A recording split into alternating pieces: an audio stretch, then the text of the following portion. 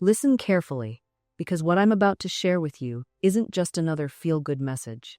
This is the ancient spiritual law that has turned paupers into princes, and it's working right now, at this very moment, while you're listening to these words.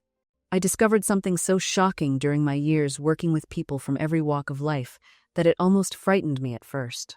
The date today, January 7th, carries a particular vibration, and if you align yourself with what I'm going to reveal, you'll activate a frequency of abundance that most people spend their entire lives searching for but never find.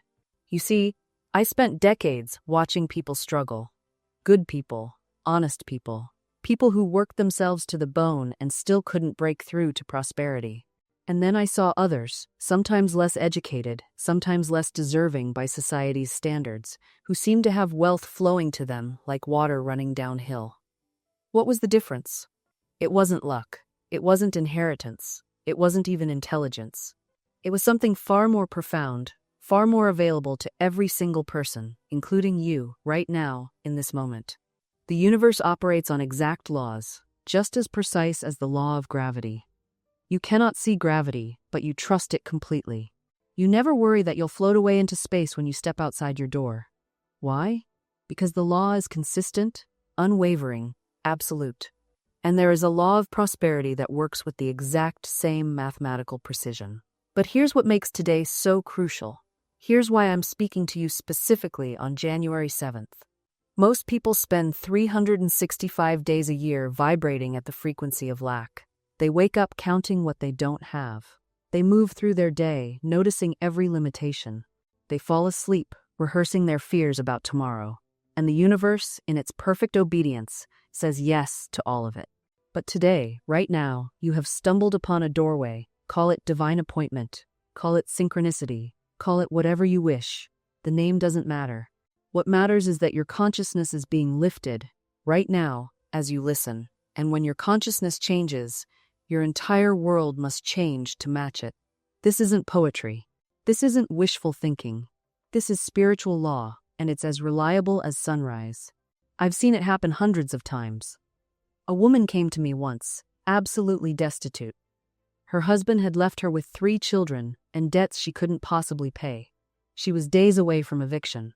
Society would have called her situation hopeless. But I taught her what I'm teaching you now. I showed her how to shift her inner conversation, how to speak to the universe in the language it understands. Within 2 weeks, an unexpected inheritance came from a distant relative she'd never even met. Within a month, she had a thriving business. Within a year, she was teaching others this same principle. Was it magic? No. It was law. The law of attraction responding to her transformed consciousness. And this same law is activated for you today, on January 7th, as you make the decision to align yourself with infinite supply instead of human limitation. Your logical mind might be arguing with me right now. That's perfectly normal. Your reasoning faculty has been trained to accept lack as reality. But I'm here to tell you that lack is the grandest illusion humanity has ever believed in. Here comes the thing that will shake you to your core. Asterisk, asterisk, poverty is not a punishment from God, asterisk, asterisk. It's not divine will. It's not your destiny. Poverty is nothing more than a mental pattern that you've been hypnotized into accepting. I've seen it happen over and over again. A man comes to me, shoulders slumped, eyes downcast, and he says, "Florence, I've tried everything. I've worked so hard, but money just slips through my fingers like water." And you know what I tell him? I tell him that his words are his problem. He's literally speaking his poverty into existence with every complaint. The universe doesn't hear your desperation. It hears your declaration. When you say, "I can't afford it," the universe says you're absolutely right and makes it so. When you say, "Money doesn't come easily to me," you've just given marching orders to every invisible force around you to make that your reality.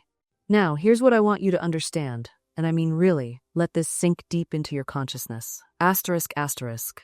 Your words are not just sounds you make. They are creative forces. Asterisk, asterisk. Every time you speak, you are commanding energy to take form. You are a creator, whether you know it or not. The question is not whether you're creating. You absolutely are. The question is, what are you creating? Let me paint you a picture. There was a woman I worked with who had been living in the same cramped apartment for years. Her salary barely covered her expenses. Every month was a struggle, a scramble, a fight. She'd been affirming poverty for so long that her entire consciousness was saturated with it. She couldn't even imagine prosperity. When I asked her to visualize abundance, she literally couldn't do it. Her imagination had been shackled. So we started small. I didn't ask her to imagine millions. I asked her to imagine comfort. I asked her to see herself paying her bills with ease, with money left over, just a little breathing room. That's all. And we crafted a statement for her to repeat. My supply is endless, inexhaustible, and immediate. Now, I want you to understand something essential about affirmations. They're not magic spells. They're not incantations you mutter while crossing your fingers behind your back. No, they're declarations of truth that your subconscious mind hasn't caught up with yet. When my friend began speaking those words, my supply is endless, inexhaustible, and immediate, something remarkable happened. Not overnight, mind you. I won't insult your intelligence by pretending life works like a fairy tale. But within days, she received a check she'd forgotten about. Within 2 weeks, a client she thought was lost returned with double the original order. Coincidence? Perhaps. But I've seen too many coincidences in my years of this work to believe in them anymore. The thing is, most people approach affirmations backwards. They wait until they feel desperate, then grab at words like a drowning person grabs at driftwood. They say them with clenched teeth and white knuckles, silently thinking, "This will never work, but what have I got to lose?" That's fear pretending to be faith. And the universe knows the difference.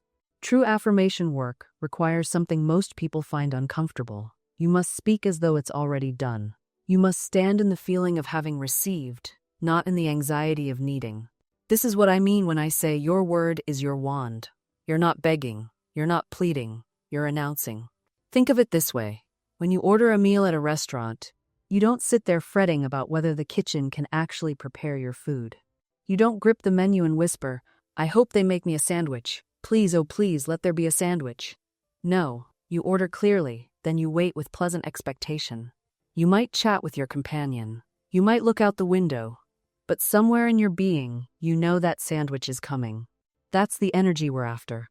I had a student once who was terrified of public speaking, absolutely paralyzed by it. She had to give a presentation at work, and she came to me shaking like a leaf. So we created her statement. I speak with clarity, confidence, and power. My words land exactly where they need to go. She practiced it for 3 days. Not just saying the words, she let them reshape her nervous system. And when the day came, something extraordinary happened. She told me later that halfway through her presentation, she looked around the room and realized everyone was leaning in.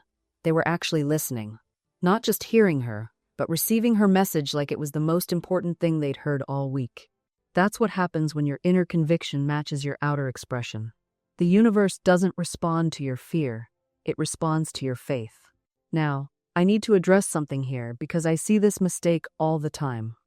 People think affirmations are about pretending. They think it's fake it till you make it, putting on a mask, lying to themselves. And listen, if you're approaching it from that place, you're absolutely right to be skeptical. Because that doesn't work. That's just denial with a spiritual hashtag. Real affirmations aren't about denying reality. They're about calling forth a higher reality. There's a massive difference. When you say, "I am financially abundant," you're not pretending your bank account is full when it's empty. You're aligning yourself with the consciousness of abundance. You're opening the channels through which prosperity flows. You're becoming a vibrational match for what you desire. Think of it like tuning a radio. The music is already broadcasting. Classical, jazz, rock, it's all out there, floating through the air right now. But if your dial is stuck on static, you won't hear a single note. Affirmations are how you tune your frequency. They help you lock onto the station you want to receive. And here's what most people don't realize. The universe is literal. It takes you at your word. If you keep saying, "I'm so broke," or "I never have enough time," or "relationships never work out for me," congratulations, you've just placed your order. The universe says, "Oh, you want more of that? Coming right up." It's like walking into a restaurant, sitting down at the table, and then spending the entire meal complaining loudly about how terrible the food is before you've even ordered anything. And then you wonder why you keep getting served dishes you don't like. Your words are not just sounds that disappear into the air. They're instructions, they're blueprints, they're magnetic forces that attract circumstances that match their vibration. When you declare something with feeling, with repetition, with conviction, even negative conviction, you set spiritual law into motion. I've watched people sabotage themselves for years with their own mouths. A woman once told me, "I always get sick in the winter." And sure enough, like clockwork, every December she'd be laid up in bed. I asked her, "Have you ever considered that you're booking your illness in advance?" She looked at me like I'd grown a second head. But it's true. She was making a reservation with the universe. Table for one, please. Illness season, same time as always. The moment she changed her words to, "I am vibrant and healthy all year round," something shifted. Not overnight, the old pattern had momentum, but gradually winter came and went, and she remained well. She had canceled her reservation. Now, I know what you're thinking. But what if I'm just being realistic? What if I really don't have money right now? Shouldn't I acknowledge the truth? Here's the distinction, and it's important. There's a difference between acknowledging where you are and sentencing yourself to stay there. You can say, "My bank account is low right now, and I'm open to new streams of abundance," versus "I'm so broke I'll never get ahead." One is an observation with a doorway. The other is a declaration with a padlock. You see, the universe doesn't respond to your current reality. It responds to your dominant mental atmosphere. It responds to what you're broadcasting most consistently, most emotionally, most believably. If you're constantly speaking lack, you're living in lack consciousness, and that consciousness creates more lack. It's a closed loop. But here's the beautiful part. You can step out of that loop anytime you choose, right now, this very moment. You're not trapped by your circumstances. You're not trapped by your past. You're not trapped by what anyone else thinks or says about you. You're only ever held by your own mental patterns, and those patterns are yours to change. I've watched this transformation happen countless times. A woman comes to me, shoulders heavy with years of financial struggle.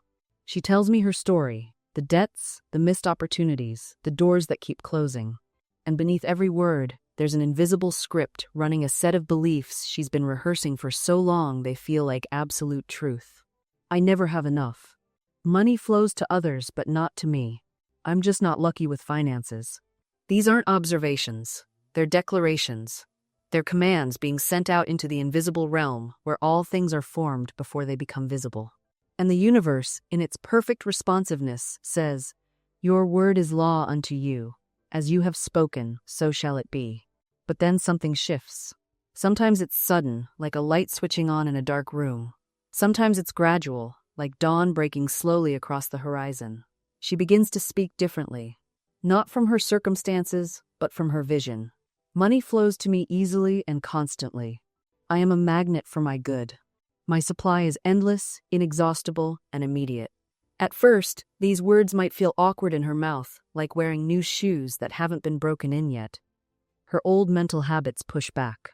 Doubt whispers, "Who are you kidding? Look at your bank account. Look at your bills." This is the crucial moment. This is where most people turn back, deciding that their old familiar suffering is somehow more honest than their new declaration of good. But those who persist, who keep speaking their word regardless of appearances, they discover something magnificent. The outer world begins to rearrange itself to match the inner word. Not through struggle, not through grinding effort, but through what I call divine adjustment, a mysterious process where the right people appear, the unexpected check arrives, the perfect opportunity presents itself, as if by magic. Though it's not magic at all, it's law, spiritual law, operating as reliably as gravity. I've watched people stumble through life, carrying invisible weights, grudges from childhood, bitter words spoken 20 years ago, resentments they've polished, smooth with constant handling. They wear these burdens like badges of honor, never understanding why their backs ache, why their hearts feel so heavy. There was a woman who came to me once, shoulders literally curved forward as though she carried a physical load. When I asked what troubled her, she said, "Nothing troubles me, I'm just tired all the time." But as we spoke, the real story emerged. Her sister had slighted her at a family gathering 15 years prior, 15 years. She'd replayed that scene thousands of times, each repetition deepening the groove of resentment in her consciousness. I asked her a simple question. What does this memory cost you? She looked confused. Your energy, I continued. Your health, your joy, your sleep. What's the price you've paid to keep this resentment alive? The silence that followed was profound. You see, forgiveness isn't about the other person. This is what so many misunderstand. They think forgiveness means condoning the wrong or pretending it didn't hurt. But forgiveness is purely selfish in the highest sense of the word. You forgive to free yourself. You forgive because carrying the weight of unforgiveness is like drinking poison and expecting the other person to die. The moment she truly forgave her sister, not with words but with a genuine release in her heart, her entire countenance changed. Within a week, her chronic fatigue began lifting. Within a month, a business opportunity came that had been blocked for years. The universe could finally move through her unobstructed channels. This is how precise the law operates. Forgiveness clears the channel, resentment clogs it. It's that simple. And here's what might surprise you. Sometimes, the person who most needs your forgiveness is yourself. The harsh words you spoke in anger. The opportunity you missed. The person you were before you knew better. We hold ourselves hostage to our past mistakes, creating prisons with bars made of should have and could have. But here's what I've learned through years of working with the invisible laws. Your past has no power except the power you give it through your present thoughts. You see, we're not trying to erase the past or pretend it didn't happen. That's spiritual bypassing, and it helps no one. What we're doing is something far more powerful. We're withdrawing our emotional investment from it. Think of it like this. You have a bank account of life force energy. Every time you replay an old hurt, every time you rehearse what you should have said, every time you imagine how things could have been different, you're making a withdrawal from your present moment and depositing it in a past that no longer exists. You're literally funding a reality that isn't real anymore. I once worked with a woman who had been betrayed by a business partner 15 years earlier. 15 years. And every single day, she would wake up and tell herself the story of that betrayal. She had rehearsed it so many times that it had become smoother than silk, more familiar than her own reflection. I can't trust anyone, she would say. People always take advantage of me. And you know what happened? The universe, being the perfect mirror that it is, kept bringing her people who proved her right. Not because the universe was punishing her, but because her consciousness was magnetizing experiences that matched her dominant belief. When she finally understood this, when she truly grasped that she was choosing her betrayal fresh every morning, like someone choosing their outfit, everything shifted. She began a new practice. Every time the old story tried to play, she would say, "That was then, this is now, I am free." Simple words, but spoken with conviction, with the authority of someone reclaiming their energy from the past. Those words worked miracles. Within 3 months, she had attracted a business opportunity that restored everything she had lost and more. But more importantly, she had restored herself. The restoration of self is the true miracle. The money, the opportunities, the relationships, these are simply reflections of that internal restoration. When you reclaim your energy from regret, you become magnetic to new possibilities. But here's what most people miss. You can't selectively hold on to regret. You can't say, "I'll regret this one thing, but be positive about everything else." Regret is like ink dropped into water, it spreads. It colors everything it touches. That financial mistake you made 5 years ago? If you're still carrying regret about it, that same energy is affecting your current financial decisions. That relationship that ended badly? If you're still replaying what you should have said or done differently, you're bringing that same pattern into every new connection. I've seen people sabotage beautiful new relationships because they were still energetically bound to old ones through regret. They would meet someone wonderful, but unconsciously they'd create the same scenarios, the same conflicts, because their energy was still locked in the past, still trying to fix what had already happened. One man came to me utterly bewildered. He said every relationship followed the same pattern: initial excitement, then a slow withdrawal from his partner, then conflict about commitment. He couldn't understand why he kept attracting the same type of woman. But when we looked deeper, we found he was carrying enormous regret about how his first serious relationship had ended. He had withdrawn from her emotionally, and she had left. He regretted not being more present, more committed, And so, unconsciously, he kept recreating that same scenario, as if by repeating it, he could somehow go back and fix the original mistake. The subconscious mind doesn't understand time the way our conscious mind does. To the subconscious, everything is now.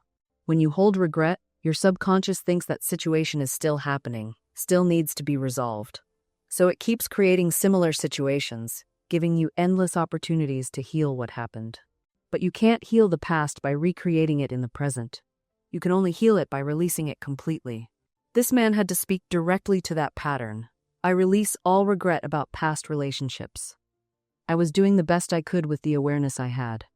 I forgive myself completely. I am fully present and committed to love now. Simple words, but they broke a pattern that had controlled his love life for over a decade. And here's what happened next that I find absolutely fascinating. Within 3 weeks, he met someone, but not in the way you'd expect. He wasn't actively looking. He wasn't on dating apps. He was at a hardware store, of all places, trying to figure out which drill bit he needed, and he asked the woman next to him for advice. She laughed and said she had no idea either. They ended up talking for 20 minutes about their mutual incompetence with power tools. He asked if she'd like to get coffee. She said yes. And what struck him most was this: he felt calm, no anxiety.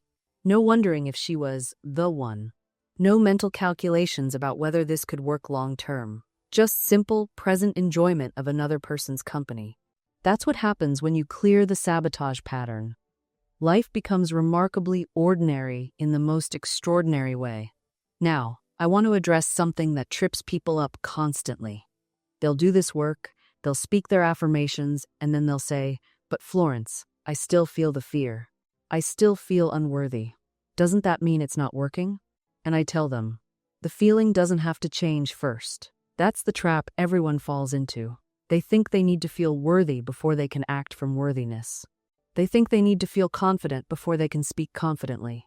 They think they need to feel loving before they can choose loving action. It's backwards, completely backwards. Your feelings will often be the last thing to change because feelings follow patterns. They follow the well-worn grooves in your consciousness. When you start speaking new words and taking new actions, your feelings are still running on the old program. They're like a train that's still traveling on tracks that you've already decided to abandon. The train doesn't know yet. It's still moving on momentum. But you don't wait for the train. You build the new track with your words and your choices, and eventually, the feeling catches up. Eventually, the emotional reality aligns with the new pattern you've been establishing. But you cannot wait for the feeling to change first. If you wait for that, you'll wait forever. Because here's the thing about faith that most people completely miss. Faith is not passive waiting. Faith is not sitting on your hands hoping the universe delivers. Faith is active. It's movement. It's speaking as if, acting as if, deciding as if the thing is already done. You don't pray for something and then spend the rest of the day contradicting your prayer with your words. You don't affirm abundance in the morning and then complain about lack all afternoon. That's not faith, that's confusion. And confusion never manifests anything except more confusion. I once knew a woman who desperately wanted to move out of a cramped apartment into a real home. Every day she affirmed it. Every day she visualized it. But every single day, she also complained bitterly about her current living situation. She told everyone who would listen how small her space was, how she couldn't stand it anymore, how trapped she felt. And month after month, nothing changed. Why? Because her word was divided. She was planting seeds in the morning and digging them up in the afternoon to see if they'd sprouted yet. You cannot do both and expect a harvest. When I finally pointed this out to her, she was stunned. She genuinely hadn't realized what she was doing. So we made a pact. For 30 days, she would speak only as someone who was about to move. Not someone desperate to move. Not someone stuck, but someone whose move was already in motion. She stopped complaining. When someone asked about her apartment, she said, "It's serving its purpose for now." When friends invited her to complain along with them about housing costs, she smiled and changed the subject. She began to thank her current space for sheltering her while the perfect home was being prepared. 3 weeks in, she got a call. A family member she barely knew was relocating for work and needed someone trustworthy to rent their house at far below market rate. The house had a garden. It had light. It had everything she'd been visualizing. Was that luck? No. That was alignment. Alignment isn't passive waiting. It's active preparation, meeting divine timing. Think of it like this. You can't receive $1 million idea if your mind is cluttered with worry. You can't attract loving relationships if your heart is locked behind walls of resentment. You can't manifest abundance if you're mentally rehearsing poverty. The universe responds to your dominant vibration, not your occasional wish. I've watched people pray for prosperity while simultaneously complaining about their lack. They're sending mixed signals. It's like ordering a gourmet meal and then shouting, "I'm starving, there's never enough food." The universe hears confusion and delivers confusion. You must become a clear channel. Here's what I mean by that. When you align your thoughts, words, and expectations with what you desire, you create a vibrational match. You stop contradicting yourself. You stop saying, "I want love," while believing no one ever stays. You stop affirming abundance while mentally calculating how broke you are. Alignment means your inner world matches the outer world you're calling forth. I knew a woman who desperately wanted to write a book. For years, she talked about it. But every day, she'd say, "I don't have time. I'm not talented enough." Who would read it anyway? She was aligning with failure before she even began. Then something shifted. She decided to treat herself like the author she wanted to become. She set up a writing space. She called herself a writer. She scheduled writing time as if it were sacred. She stopped the negative self-talk and replaced it with, "I am a writer bringing a message the world needs." Within 6 months, she had a completed manuscript. Within a year, it was published. Within 2 years, it had changed thousands of lives. Same woman. Different alignment. This is what I mean when I say, your word is your wand. The words you speak over your life, over your future, over your circumstances, they're not just sounds. They're commands. They're instructions to the subconscious mind and declarations to the universe. When you say, "I never have enough money," you're not describing reality, you're creating it. When you say, "I always attract the wrong people," you're not stating a fact, you're issuing an invitation. Your words are setting the table for your experience. So I learned to speak as if what I desired was already mine. Not from delusion, but from faith. There's a difference. Delusion denies reality. Faith transcends it. Many people confuse spiritual law with wishful thinking. They say, "I'll just think positive thoughts and ignore the bills piling up on my kitchen table." That's not faith, that's spiritual bypassing. It's putting a band-aid on a bullet wound. True faith acknowledges what is, then calls forth what can be. When I work with someone drowning in debt, I don't tell them to pretend the debt doesn't exist. I tell them to stop giving it power through fear. There's a massive difference. You can look at your bank statement and say, "This is my current reality, but it is not my final destination." That's faith. You're not denying the numbers on the page. You're refusing to let those numbers define your spiritual truth. I've watched people transform their financial situations not by ignoring bills, but by changing their relationship with them. They stop opening envelopes with trembling hands and racing hearts. They bless the bills instead of cursing them.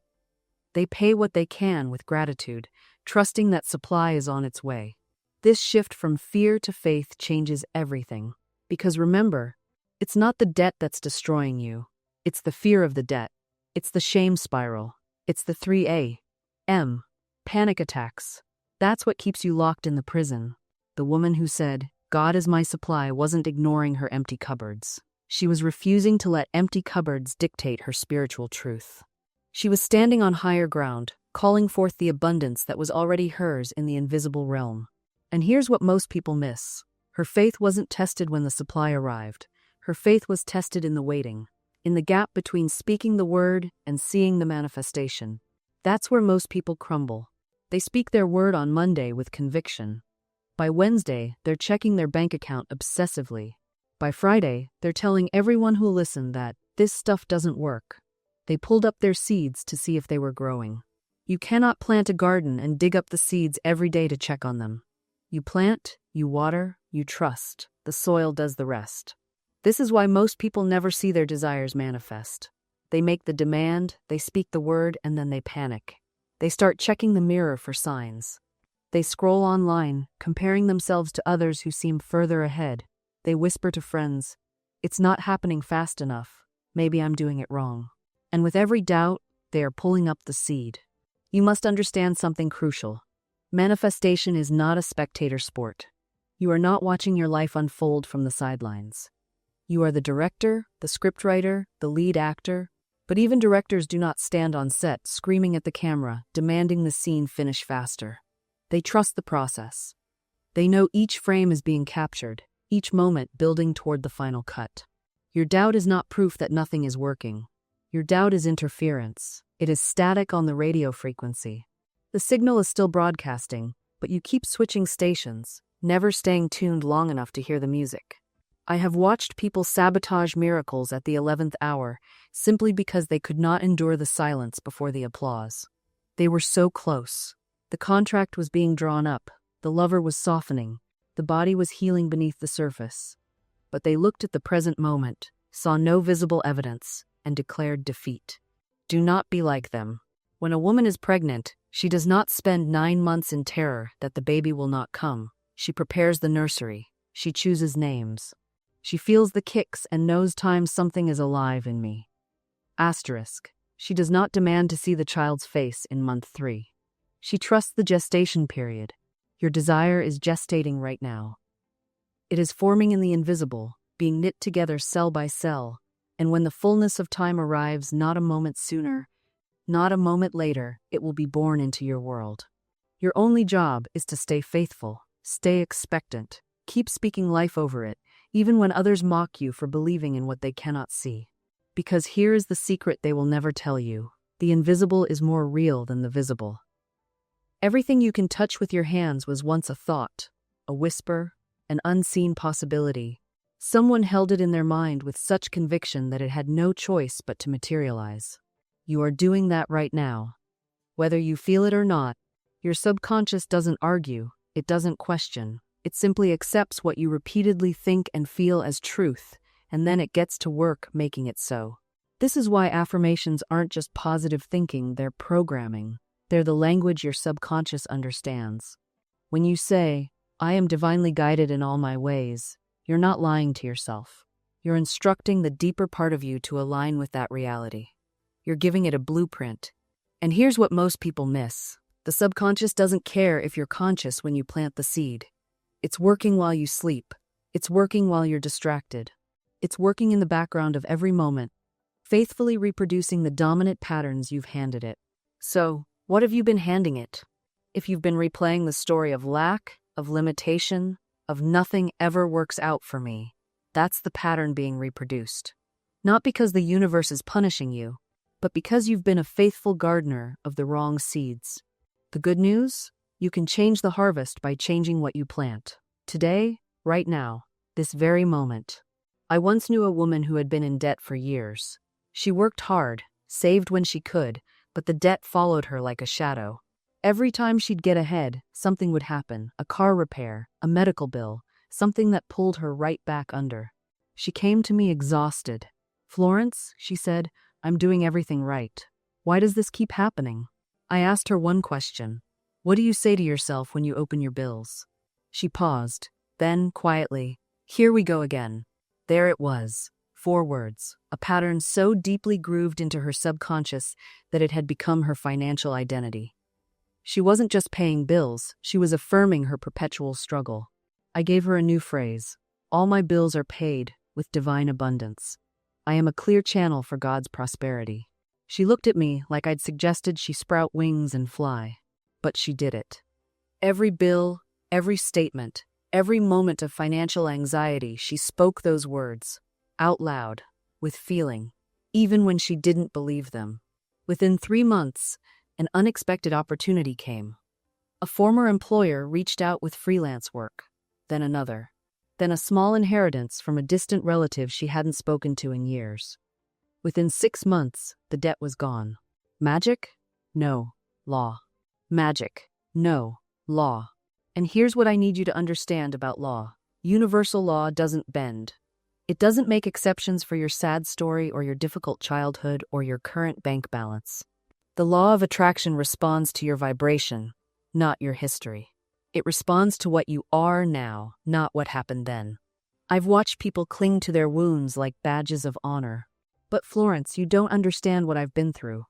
And my response is always the same. I don't need to understand what you've been through. I need you to understand that the universe doesn't care what you've been through either. That sounds harsh, doesn't it? But it's liberation disguised as harshness. The universe only knows the frequency you're broadcasting right now. Think of it like a radio tower. Your consciousness is constantly transmitting a signal, and what comes back to you matches that signal exactly. If you're broadcasting lack, you receive lack. If you're broadcasting resentment, you receive situations that make you more resentful. If you're broadcasting gratitude and expectation of good, well, you can guess what happens then. I had a student once, brilliant woman, incredibly talented artist, but she was broadcasting a signal of, "I'm not worthy," on every frequency available to human consciousness. She would create these stunning paintings, then practically give them away for nothing. She'd apologize for her prices. She'd apologize for taking up space in galleries. She apologized for existing, essentially. And life? Life said, "Oh, you want to feel unworthy? Here, let me help you with that." Rejection after rejection, doors closing, opportunities evaporating just as she reached for them. We worked together for months, and it wasn't about painting techniques or marketing strategies. It was about changing the signal. We worked on the words she spoke to herself, the images she held in her imagination, the feelings she carried in her body when she thought about her work. I am a channel for divine creativity. My work blesses everyone who sees it. I am abundantly compensated for my gifts. Simple words, but she had to feel them as truth, not just say them, embody them. 6 months later, she had a show in a major gallery, sold every piece, had collectors asking what else she had available. And you know what she said to me? "Florence, it's like I became a different person." No, darling. You became who you always were underneath the false beliefs. Now, I want to tell you something that might shock you at first, but stay with me because this is where it gets really good. Every single situation in your life right now, every relationship, every bank balance, every health condition, every opportunity, or lack thereof, it's all a photograph of your consciousness. Let that sink in for a moment. Your outer world is simply showing you what you've been believing, what you've been feeling, what you've been declaring in the invisible realm of thought and word. And here's the beautiful part that most people miss. If you don't like the photograph, you don't attack the photograph. You change what's being photographed. You wouldn't take scissors to a photograph and expect your face to change, would you? That would be madness. Yet that's exactly what we do when we try to fix our outer circumstances through force and struggle without changing the inner cause. I had a student once, a businessman, who was constantly fighting with his circumstances. His business was failing, his competitors were out to get him, the economy was terrible, on and on. He came to me exhausted, absolutely depleted. I asked him one simple question. "What are you photographing?" He looked at me like I'd lost my mind. So I explained it to him, just like I'm explaining it to you. "Your business is just the photograph," I said. "What consciousness are you holding that's producing this image?" We sat together, and I had him write down every belief he held about business, about money, about himself, and there it was, plain as day. Business is a battlefield. You have to fight for every dollar. Success means someone else has to lose. I'm not smart enough to compete with the big players. Every single one of those beliefs was being outpictured in his experience. So we began the work of changing the negative to the positive. Not through affirmations he didn't believe, mind you, that's useless. But through recognition of the truth that the universe is abundant, the truth that his business could be a channel for good, the truth that infinite intelligence was his partner, not his competitors, his enemies. He started speaking differently, not just to others, but to himself. Within 6 months, I'm not exaggerating, that business completely turned around. New clients appeared seemingly out of nowhere. A solution to his biggest problem walked through his door in the form of a chance encounter. His energy shifted, and people wanted to work with him. He came back to me and said, "Florence, it's like magic." And I told him what I'm telling you. It's not magic, darling. It's law. Now, you might be wondering, "Florence, how do I know if I'm living by the law or fighting against it?"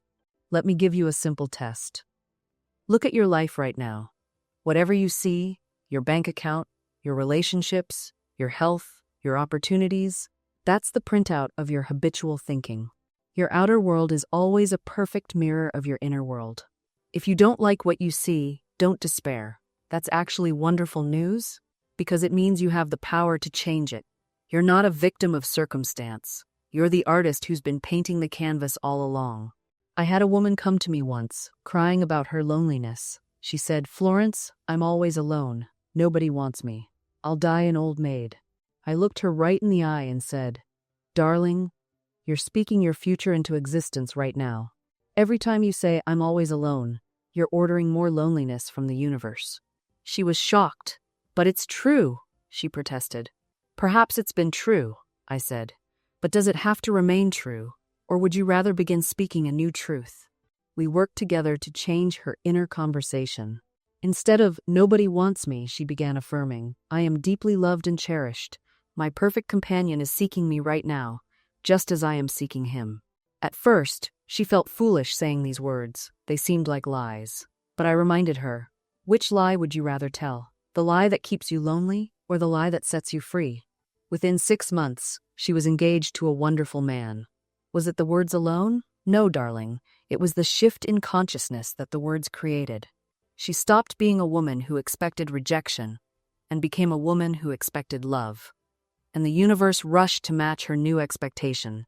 This is what I mean when I say the law is impersonal. It doesn't judge your words as true or false. It simply takes your dominant mental attitude and says, "Yes, this is what you want. Let me bring you more of it." And here's the subtle trap most people fall into. They try to convince themselves of something wonderful while their inner dialogue runs a completely different program. You say, "I am prosperous," but underneath, you're thinking, "Who am I kidding? Look at my bank account." You declare, "I am healthy," while simultaneously worrying about every little ache and pain.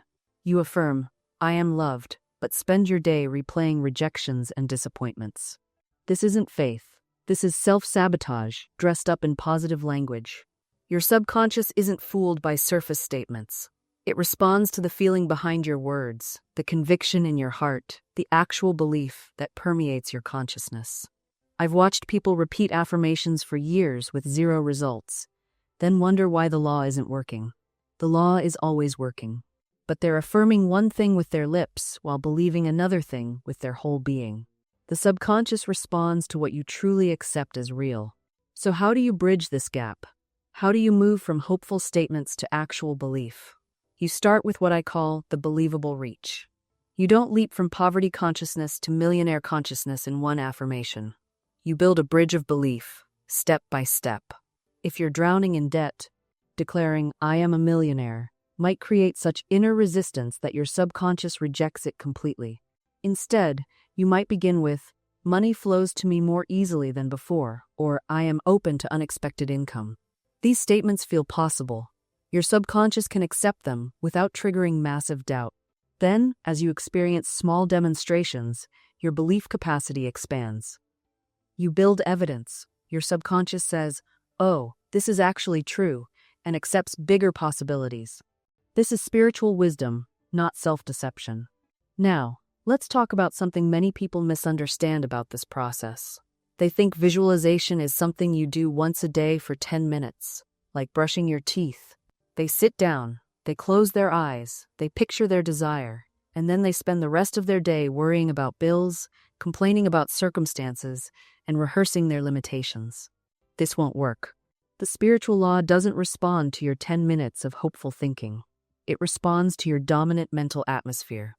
It responds to what you're actually living in, mentally and emotionally, throughout your day. If you visualize prosperity for 10 minutes but spend 6 hours in fear and lack, which state do you think is impressing your subconscious? Which frequency are you really broadcasting? Your mental dwelling place is what matters. Where do you live, mentally speaking? What thoughts do you return to again and again? What emotional state feels like home to you? This is your real creative power. This is what's shaping your experience. I once knew a woman who wanted to attract a loving relationship. She would visualize her perfect partner every morning, see herself happy and loved. But the rest of her day, she was bitter about past betrayals. She criticized every couple she saw. She told stories about how men couldn't be trusted. Her mental home was resentment, not love. The visualization didn't fail. She failed to change her mental dwelling place. She was visiting the state of love for 10 minutes, but living in the state of resentment for the rest of her waking hours. You must become a resident of the state you desire, not just a tourist. This is where many teachings on manifestation fall short. They give you techniques without teaching you how to shift your entire mental atmosphere. They give you tools without teaching you how to tend the garden of your consciousness throughout the day. So how do you do this? How do you shift your mental dwelling place? First, you become aware. You start noticing where your thoughts habitually go. You catch yourself in the act of rehearsing problems, reliving painful memories, or imagining worst-case scenarios. You notice the emotional state you default to when you're not paying attention. This awareness alone is transformative. You can't change what you don't see. Then, you gently redirect. Not through force, not through harsh self-criticism, but through gentle, persistent guidance. When you notice yourself dwelling in lack, you softly shift to abundance. When you catch yourself in resentment, you consciously move toward appreciation. When fear arises, you breathe and return to faith. This isn't a battle against your old patterns. It's a gentle, patient reconditioning. You're not at war with your mind. You're simply training it toward truth, the way you might train a vine to grow along a trellis rather than wild across the ground. And here's something beautiful. Each time you make this shift, it becomes easier. The neural pathways of prosperity begin to carve themselves more deeply into your consciousness. What once required tremendous effort becomes almost automatic. You start to naturally see abundance before lack, possibility before limitation, gifts before grievances. I've watched people transform so completely that they can't even remember how it felt to live in constant worry. They tell me, "I used to be so anxious about money, but now I can't seem to conjure that feeling anymore." This isn't denial, it's the natural result of consistent practice. The old grooves fill in. New ones take their place. Think of it like learning a language. At first, you must consciously translate every word, but eventually, you begin to think in that new language. You dream in it.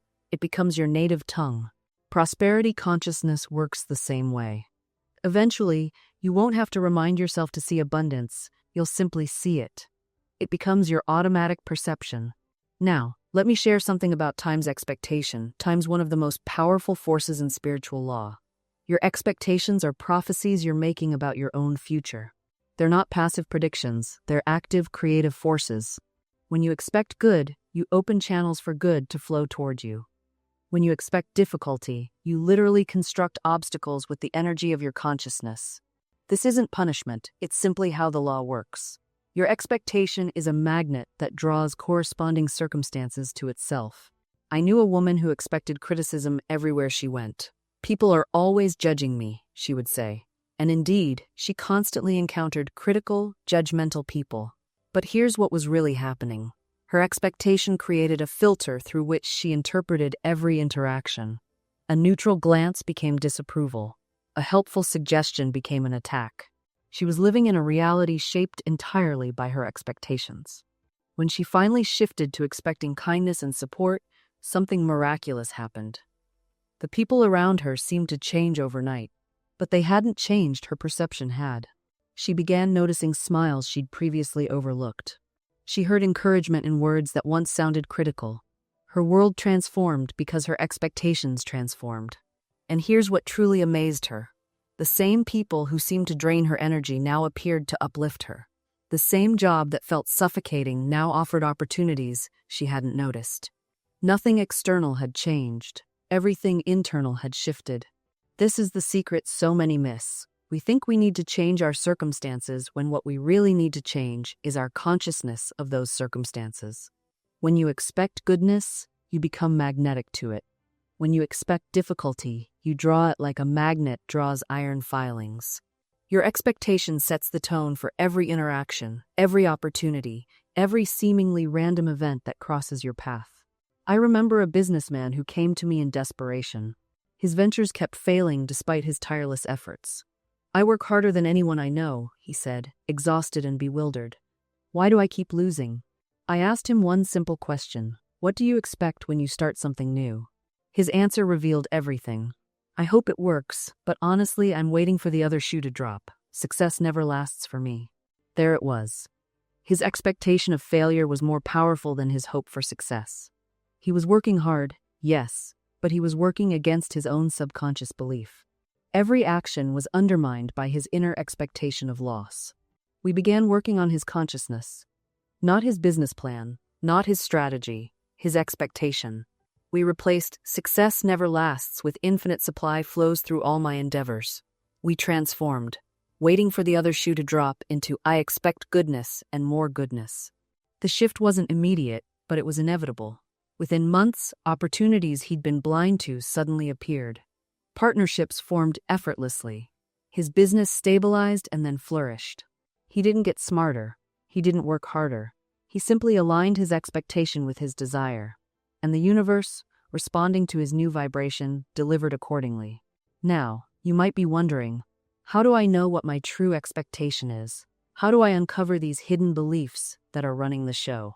Here's a simple truth. Asterisk, asterisk. Your life is the printout of your inner expectation. Asterisk, asterisk. Look around you. What you see is what you've been expecting, consciously or unconsciously. Your bank account, your relationships, your health, your opportunities, they're all mirrors reflecting back your dominant inner assumptions. This isn't meant to shame you, it's meant to empower you. Because if your outer world is a reflection of your inner world, then changing your inner world changes everything. I once counseled a woman who was perpetually sick. Every month, a new ailment. She came to me exhausted, frustrated, asking why God was punishing her with illness after illness. I asked her a simple question. When you wake up in the morning, what's your first thought? She paused, then quietly admitted, I wonder what's going to hurt today. There it was. Her expectation. She wasn't expecting health, she was expecting pain. And her body, faithful servant that it is, delivered exactly what she anticipated. We began working together. Each morning, before her feet touched the floor, she would declare, I expect perfect health today. Every cell in my body is vibrating with divine vitality. At first, it felt like a lie. Her body still ached. But she persisted. Day after day, she planted this new seed of expectation. Within 3 months, the ailments began to fade. Within 6, she was healthier than she'd been in a decade. Her doctors called it spontaneous remission. I called it alignment. You see, asterisk asterisk expectation is a command to your subconscious mind and to the universe itself. Asterisk asterisk. When you expect something with calm certainty, not hope, not wishing, but true expectation, you activate forces both seen and unseen. Your subconscious mind begins arranging circumstances, your energy shifts, you begin noticing opportunities you were previously blind to. You take actions you wouldn't have taken before. And the universe, which is infinitely responsive, begins rearranging itself to match your new frequency. Think of a child on Christmas morning. They don't hope presents will be under the tree. They don't wish for it anxiously. They asterisk asterisk expect asterisk asterisk it with absolute certainty. They sleep peacefully the night before because there's no doubt in their mind. That's the quality of expectation I'm talking about. Now, you might be wondering, how do I cultivate this kind of expectation when my present circumstances scream the opposite? That's the question I hear most often, and it's a valid one. When your bank account is empty, when the diagnosis looks grim, when the relationship seems broken beyond repair, how do you expect the opposite? Here's what I've discovered. You don't try to deny what's in front of you.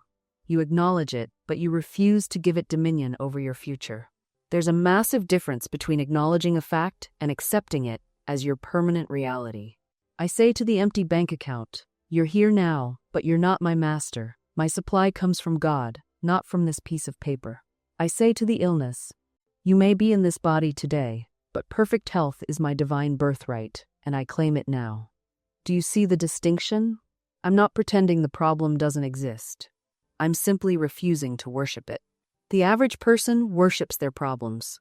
They give them names, they introduce them to everyone they meet, they rehearse them morning and night. This is my chronic condition. This is my financial struggle. This is my difficult marriage. They've married their problems and given them permanent residence in their bod. Consciousness.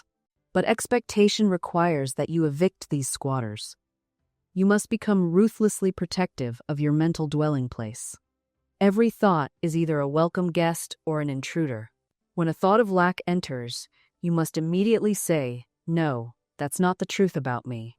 The truth is that I am one with infinite abundance." When a thought of limitation arrives, you counter it instantly. "I am a child of the infinite. There are no limitations in my divine inheritance." This isn't positive thinking in the shallow sense. This is spiritual law. You are literally choosing which future you're going to inhabit. The universe is saying to you every moment, "Which reality do you expect? Show me through your dominant mental attitude, and I'll provide the corresponding manifestation." I've watched this principle work in the most dire circumstances. I knew a woman whose husband left her penniless with 3 children. Every visible fact screamed disaster. But she said to me, "I expect God's perfect provision. I expect the right and perfect opportunity." And she held to that expectation with absolute tenacity. Within weeks, an unexpected inheritance came through. Not from any source she'd anticipated. The universe simply rearranged itself to match her expectation. That's how this law operates. It doesn't ask, how? It simply responds to, what? Now, you might be thinking, but what about all the things I times don't times want? What about my fears? And here's where we must be brutally honest with ourselves. Your fears are expectations too. When you worry obsessively about illness, you're sending out a very clear instruction to the universe. When you constantly anticipate failure, you're placing an order just as surely as if you'd written it down and mailed it in. I knew a man who was absolutely convinced he would lose his job. Every morning, he walked into that office expecting to be called into his supervisor's office. He rehearsed the conversation in his mind. He imagined cleaning out his desk. He felt the humiliation in advance, over and over again. And you know what happened? Within 3 months, he was let go. But here's the part that will make you sit up straight. The company wasn't even planning layoffs. A series of small misunderstandings and mistakes, all originating from his own anxious behavior, created the very situation he dreaded. His expectation was so strong that he unconsciously acted it out. He became distracted, made errors, seemed disengaged. The universe gave him exactly what he expected, because he'd been practicing for it every single day. This is why I'm so insistent about monitoring your inner conversations. The things you say to yourself when no one else is listening, these are your true prayers. These are the molds you're creating. If you're constantly saying, "I never have enough money," then that's your expectation, and life will prove you right. If you say, "People always take advantage of me," you'll keep meeting people who do exactly that. But flip it around. Start expecting miracles. Start expecting ease. Start expecting that things work out for you, not against you. I'm not talking about denial or pretending problems don't exist. I'm talking about shifting your fundamental expectation about how life operates on your behalf. There was a woman in my circle who decided to try this. She was facing what seemed like an impossible deadline for a project. Instead of spiraling into panic, she simply said, "I expect this to work out perfectly. I don't know how, but I expect it." She held that expectation gently but firmly, the way you'd hold a bird, not gripping so tight you crush it, but securely enough that it doesn't fly away. And the most unexpected thing happened. 2 obstacles that had been blocking her progress suddenly dissolved. One person who'd been unresponsive for weeks suddenly called with exactly the information she needed. Another element of the project that she thought would take days resolved itself in an hour. She didn't force anything. She didn't chase anyone down or manipulate circumstances. She simply held the vision and trusted the intelligence of the universe to arrange the details. And the universe responded with perfect precision. This is what I mean when I say you must work times with times the law, not against it. The law is always working, always responding to your predominant mental attitude. When you fret and worry, you're impressing the subconscious with images of lack and delay. When you affirm and expect, you're impressing it with images of fulfillment and perfect timing. Now, you might encounter people who will tell you this is all nonsense. They'll say you're being impractical, that you need to face reality. But what they don't understand is that you're not denying reality. You're times creating times a new reality through the power of your word and your vision. I once knew a man who was told by every expert that his business venture would fail. The market was saturated, they said. The timing was wrong. He had no experience in that particular field. Every logical voice around him counseled him to abandon the idea. but he had received clear inner guidance. He had spoken his word of faith, and rather than argue with the naysayers, he simply smiled and said, "I appreciate your concern, but I'm being guided by something greater than market analysis." He moved forward steadily, one step at a time. He didn't know how times everything would work out. He only knew that times it would. And sure enough, within 6 months, an unexpected shift in consumer preference created the exact opening he needed. His business became extraordinarily successful, not because he'd forced anything, but because he'd aligned himself with the divine plan. You see, when you're truly in alignment, you don't need to convince anyone. You don't need to defend your vision or justify your faith. You simply walk your path with quiet certainty, and the universe validates your faith through demonstration. Let me share something that might surprise you. The people who struggle the most with abundance aren't the ones who doubt it exists. They're the ones who believe in it conditionally. They say, "I believe in prosperity, but not for someone like me." Or, "I believe miracles happen, but I've missed my window." Or, "I believe in divine timing, but I think I already made too many wrong turns." These conditional beliefs are more dangerous than outright skepticism because they masquerade as faith. You think you're believing, but you've actually built an invisible ceiling over your life. You've said yes to abundance in theory while saying no to it in practice. True faith is unconditional. It doesn't have footnotes or asterisks. It doesn't come with an expiration date based on your age, your past mistakes, or your current bank balance. When you declare, "My good is on its way," you're not checking your credentials first. You're not auditing your worthiness. You're simply claiming what is already yours by divine right. I've watched people transform their entire reality the moment they drop the word "but" from their spiritual vocabulary. Instead of "I'm ready for my good, but I don't see how it could happen," they simply say, "I'm ready for my good." The universe doesn't need your logistics. It needs your acceptance. Here's what changes when you practice unconditional faith. Opportunities you would have dismissed suddenly look relevant. People you would have overlooked become important connections.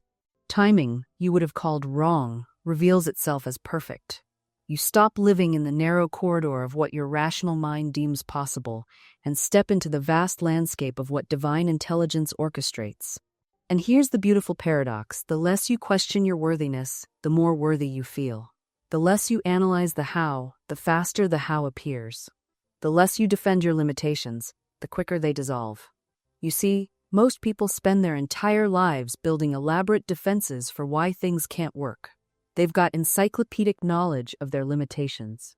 They can give you a 20-minute dissertation on why they're not ready, why the timing is wrong, why their circumstances are different. They're experts in their own impossibilities. But what if you became an expert in your possibilities instead? What if you studied your successes with the same intensity you've studied your failures? What if you rehearsed your breakthroughs instead of your breakdowns? What if you memorized evidence of your power instead of cataloging proof of your weakness? The universe doesn't respond to your history, it responds to your energy right now, in this moment. And your energy right now is shaped by what you're focusing on, what you're declaring, what you're expecting. I've watched people transform their entire reality by changing one simple habit. They stopped explaining why things couldn't work and started assuming they already were working. They stopped building cases for limitation and started collecting evidence of possibility. A woman once told me she'd been trying to manifest financial abundance for years with no results. When I asked her what she focused on daily, she said, "Well, I'm very aware of my bills, my debt, my limited income. I keep careful track of everything I don't have enough for." I said, "Darling, you're not manifesting abundance, you're manifesting awareness of lack. You've become a specialist in scarcity. You could write a textbook on what's missing from your life." She looked stunned. "But I have to be realistic. I have to face facts." "No," I told her. "You have to face truth. And the truth is that supply is infinite, that consciousness creates conditions, that your focus determines your reality.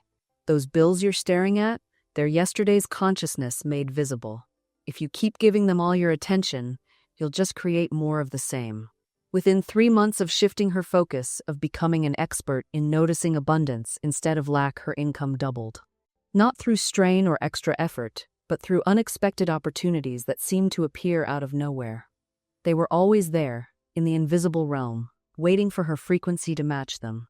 This is what I mean when I say the universe is a mirror, not a judge. It doesn't decide whether you're worthy, it simply reflects back the assumptions you're broadcasting. So the question becomes, what are you broadcasting right now, in this very moment? Not what you're saying with your mouth. Not what you're posting on social media or telling your friends.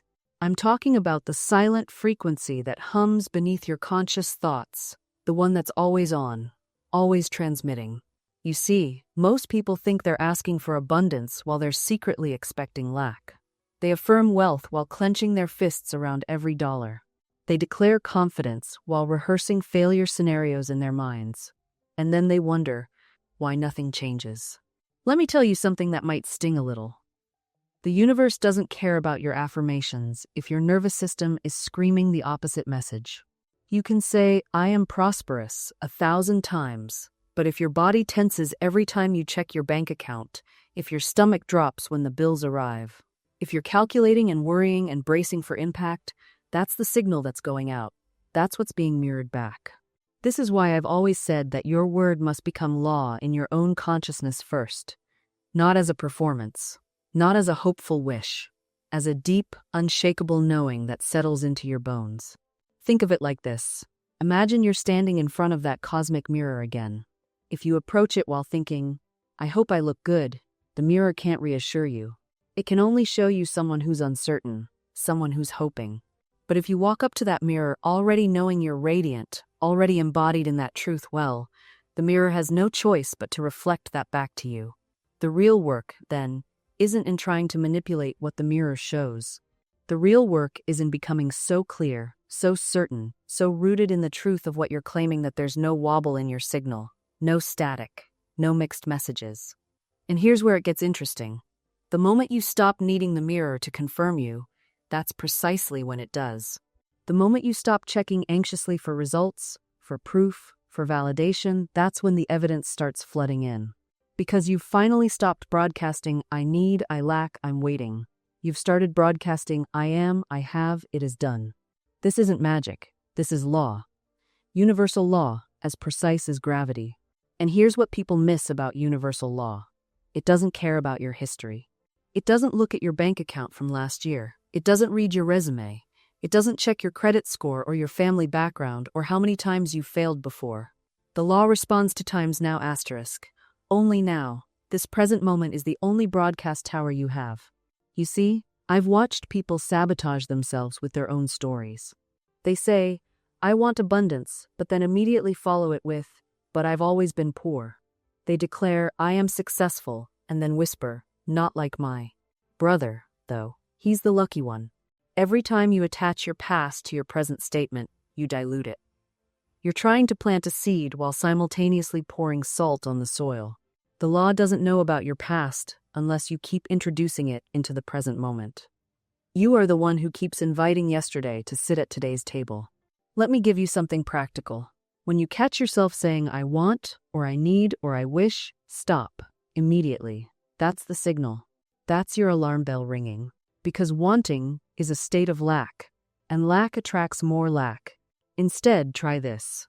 "I am in the process of," or "it is done," or my personal favorite, Thank you for the opportunity that's already mine. Thank you for the healing that's already begun. Thank you for the abundance that's already flowing." You're not lying. You're not pretending.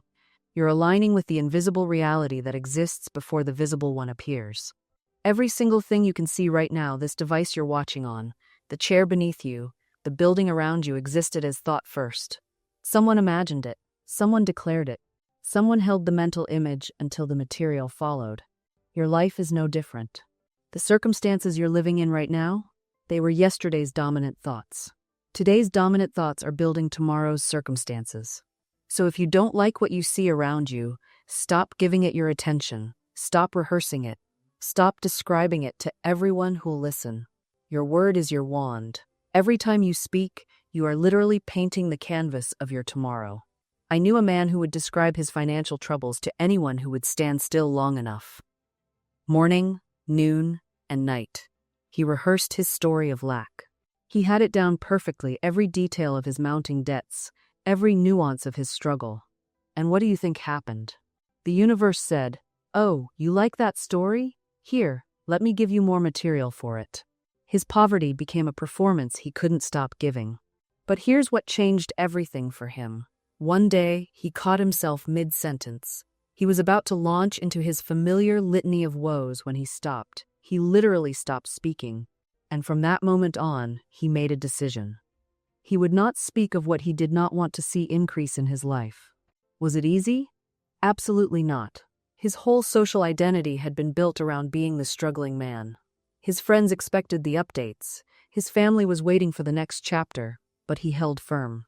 When asked how things were going, he would simply say, "Something wonderful is happening," even when he didn't believe it, even when it looked like a lie. And you know what's miraculous? Within 3 months, something wonderful did happen. An opportunity came from the most unexpected place. Money flowed from a source he hadn't even considered. The whole picture changed.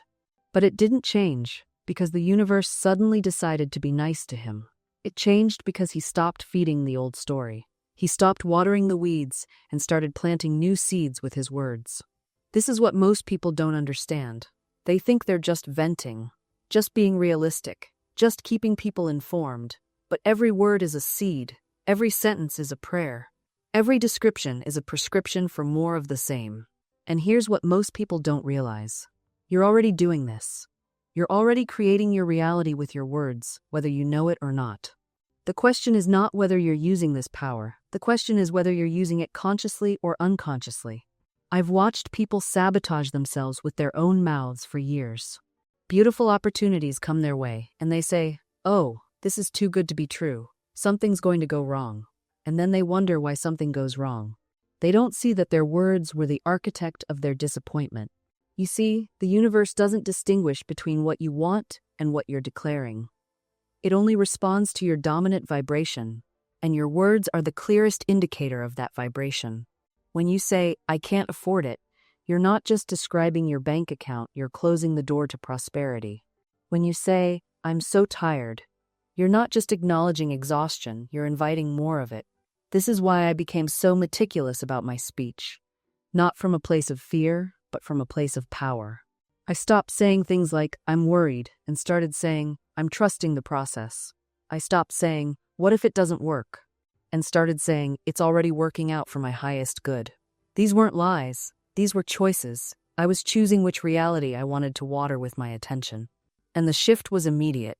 Not always in my external circumstances right away, but in my internal state. The moment you change your words, you change your energy. The moment you change your energy, you change what you attract. It's a law as reliable as gravity. Now, I can hear some of you thinking, but what if I'm just pretending? What if I don't believe what I'm saying? Here's the beautiful secret. You don't have to believe it completely at first. You just have to be willing to say it. Your subconscious mind doesn't know the difference between a deeply held belief and a repeated statement. Repetition creates belief. Your words will eventually convince your mind, and your mind will eventually convince your reality. This is why affirmations work, not because they're magic spells, but because they're training programs for your consciousness. But here's what most people get wrong about affirmations. They repeat words they don't even remotely believe, expecting their subconscious to accept them. That's like trying to convince someone you're a concert pianist while never touching a piano. Your inner being knows the truth. It feels the disconnect. The real power comes when you bridge that gap between where you are and where you want to be. You don't need to believe it fully at first. You just need to be willing to consider it possible. That's the crack where light gets in. Start with statements that feel achievable. If "I am wealthy" makes you laugh with disbelief, try "I am becoming more financially stable every day," or "money flows to me in expected and unexpected ways." These feel less like lies and more like possibilities. Your subconscious can work with possibilities. I've watched this transformation countless times. A woman who couldn't say, "I am loved" without choking on the words, started with, "I am worthy of love." Within weeks, that felt true. Then, "I am open to receiving love." Then finally, naturally, "I am loved." Each step was a bridge to the next. She didn't force herself to believe what felt impossible. She gradually walked herself into new territory. And here's something beautiful that happens as you persist. The universe starts providing evidence. Not because you're suddenly lucky, but because you're finally noticing what was always there. When you declare, "Opportunities come to me easily," you start recognizing the opportunities that were previously invisible to your closed mindset. This is not wishful thinking, this is attentional training. Your brain has a filter called the reticular activating system that determines what information reaches your conscious awareness. When you program it with your intentions, it starts flagging relevant information. Suddenly, you notice the job posting, the chance encounter, the helpful article. They were always there. You're finally tuned to the right frequency.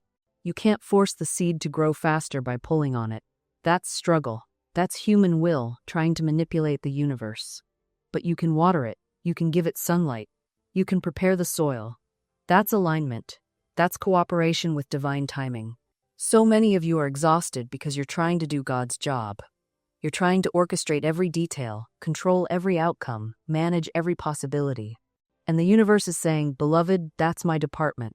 Your job is to believe, to speak your word, and to follow the intuitive leads I give you."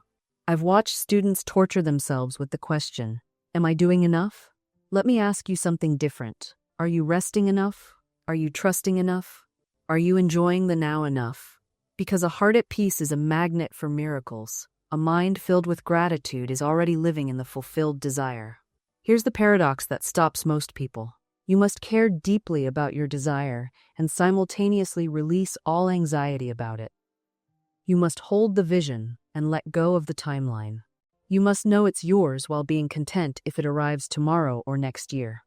This isn't indifference. It's the ultimate faith. It's saying, "I know this seed is growing. I don't need to see the sprout to believe in the harvest." And when you reach that state, something magical happens. The struggle stops. The frantic energy dissolves. You stop checking your phone every 5 minutes for the email. You stop calculating how many days it's been since you declared your word. You simply live as the person who already has what they desire. Not pretending, not faking, actually embodying that frequency. Because here's what most people miss.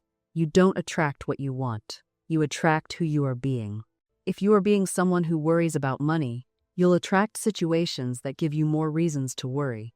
If you are being someone who doubts love, you'll attract relationships that confirm your doubts. If you are being someone who feels powerless, you'll attract circumstances that make you feel small. But when you shift who you are being, when you become the person who already has what they desire, everything changes. I remember a woman who came to me desperate for a career opportunity. She'd been applying, networking, pushing so hard, nothing was working. I asked her, "Who are you being when you apply for these positions?" She paused. "Someone who needs the job desperately," she admitted. "Someone who's afraid she's not good enough." There it was. She was being lack, she was being fear, and that's exactly what she was attracting back to herself. So we worked on shifting her state, not her resume, not her interview skills, her state of being. We had her embody the frequency of the woman who already had meaningful, well-paid work, who already felt valued and confident, who already knew her worth. Within 3 weeks, she received an offer she hadn't even applied for. Someone from her past reached out with an opportunity. Not because she did anything different externally, because she became someone different internally. This is the work, not hustling harder, not doing more, becoming different. And I know what you're thinking, but isn't that just ignoring reality? Isn't that being delusional? No, it's being deliberate. Ignoring reality would be pretending you don't have bills when you do. Being deliberate is choosing which reality you're going to feed with your attention and energy. Because there are always multiple realities available to you at any moment. You can focus on what's missing or on what's emerging. You can identify with your current limitations or with your expanding possibility. You're not trying to change reality through force. You're selecting the version of reality you wish to experience through the quality of your attention. A woman I knew struggled financially for years. She constantly spoke about how expensive everything was, how little money she had, how impossible it was to get ahead. When I suggested she change her words, she said, "But I'm just being honest about my situation." I asked her, "Are you being honest, or are you being loyal to a pattern?" There's a difference between acknowledging a current condition and building an identity around it. She wasn't just observing her circumstances, she was rehearsing them, reinforcing them, making them more solid with every repetition. when she finally began to shift her language not through denial, but through deliberate focus on prosperity, on opportunities, on the abundance that did exist in her life, everything changed. Not overnight, but unmistakably. New opportunities appeared. Unexpected money came. Doors opened that had seemed permanently closed. Was it magic? No, it was alignment. Your words create a vibrational frequency, and that frequency determines what you attract, what you notice, what you allow into your experience. Think of yourself as a radio station. You're always broadcasting. The question is, what station are you tuned to? The frequency of lack or the frequency of abundance? The frequency of fear or the frequency of faith? You cannot be tuned to lack and receive abundance. You cannot broadcast fear and attract peace. The universe is precise. It matches your signal exactly. So many people pray for change while speaking the language of limitation. They ask for healing while describing their illness in vivid detail. They want love while rehearsing every past betrayal. They desire success while explaining why it's impossible. And then they wonder why their prayers seem unanswered. Your prayers are answered, but your words are canceling them out. Every time you speak, you're either watering the seeds of what you want or watering the weeds of what you don't want. Both will grow if you give them attention. The question is, which are you feeding? This isn't about toxic positivity or pretending problems don't exist. It's about understanding that you have a choice in every moment about where you place your creative power. You might wake up with anxiety about money. That's the wolf of fear at your door. In that moment, you have a choice. You can open the door wider, invite it in, feed it with thoughts of scarcity, catastrophizing, rehearsing worst-case scenarios. Or you can acknowledge its presence without giving it your substance. You can say, I see you, but I'm not feeding you today. Instead, you turn to the other wolf. You speak your word of supply. You remember times when provision came from unexpected sources. You look for evidence, however small, that you are supported. You take one action aligned with abundance rather than lack. This isn't denial, it's direction. You're consciously choosing which reality you're going to strengthen with your attention and belief. I've watched people completely transform their circumstances by this practice alone. Not through magical thinking, but through the consistent, daily choice to feed faith instead of fear, possibility instead of limitation, love instead of resentment. The wolves grow according to what they're given. You are the one holding the bowl. Here's what makes this so powerful. The universe doesn't argue with you. It doesn't say, well, actually, you should be afraid because look at your bank account. It simply mirrors back what you consistently feed. If you feed fear, you get more situations that justify fear. If you feed faith, you get more evidence that faith was warranted. Not because the universe is playing favorites, but because you're tuning into different frequencies of possibility. This is why I say there are no mysteries in the kingdom. The law is exact. What you feed grows. What you starve diminishes. You cannot serve two masters. You cannot feed both wolves equally and expect clarity in your life. Eventually, you must choose which voice you're going to make strongest. And here's the beautiful part. Every moment is a new opportunity to choose. You don't have to be perfect. You don't have to never feed the wrong wolf. You just have to notice when you're doing it and make a different choice. The more you practice this conscious direction of your mental and emotional energy, the easier it becomes. The wolf of faith grows strong and confident. The wolf of fear grows quieter, less demanding. Your life is the evidence of which wolf has been fed most consistently. And here is where most people hesitate. They say they understand, they say they believe, but when I ask them to show me their feeding pattern, the truth reveals itself. They feed the wolf of faith once, timidly, with a small positive thought in the morning. Then they feed the wolf of fear 17 times throughout the day with worry, complaint, negative conversations, catastrophic imagination, and anxious checking. And they wonder why fear still dominates their experience. Your spiritual practice is not measured by your intentions. It is measured by your actual feeding pattern. Not what you wish you were doing. Not what you plan to start doing next Monday. What you are actually doing, moment by moment, throughout your actual days. I worked with a woman who insisted she was devoted to faith. She meditated every morning. She read spiritual texts. She affirmed abundance regularly. Yet her life reflected constant financial struggle. When we examined her actual feeding pattern, the problem became obvious. Yes, she fed faith during her morning practice. But from the moment she finished that practice until she went to bed, she fed fear continuously. She worried about bills. She complained about prices. She told everyone who would listen how expensive everything was. She checked her bank balance obsessively. She created detailed scenarios of financial disaster. Her morning practice was feeding the wolf of faith a single meal. Her daily habits were feeding the wolf of fear an endless buffet. When she finally shifted her feeding pattern, everything changed. Not because the universe suddenly decided to bless her, but because she stopped energizing the very consciousness that was creating her lack. This is the practice that changes everything. Throughout your day, become aware of which wolf you are feeding in each moment, not to judge yourself, not to create another layer of anxiety about doing it wrong. Simply to notice. When you catch yourself in worry, you have just identified a feeding moment. You are standing there with food in your hand, about to feed the wolf of fear. You have a choice. You can complete the feeding, or you can turn and feed faith instead. This is not about perfection. You will feed fear sometimes. We all do. But the ratio matters enormously. If you are feeding fear 10 times for every 1 time you feed faith, your life will reflect that ratio. The goal is to gradually, consistently shift the ratio, to catch more feeding moments, to make more conscious choices, to build a feeding pattern that reflects what you actually want to create. Your life will always reflect your dominant feeding pattern. This is law. This is how consciousness works, and this is your power. Now, I want to address something that might be stirring in you right now. You might be thinking, but what about all the evidence to the contrary? What about all the times I tried and failed? What about the obstacles that seem so real, so insurmountable? Listen carefully. The evidence you're looking at is nothing but the hardened clay of your past thinking. Every obstacle, every limitation, every closed door is simply yesterday's consciousness made manifest. And here's the liberating truth. You are not bound by yesterday's consciousness.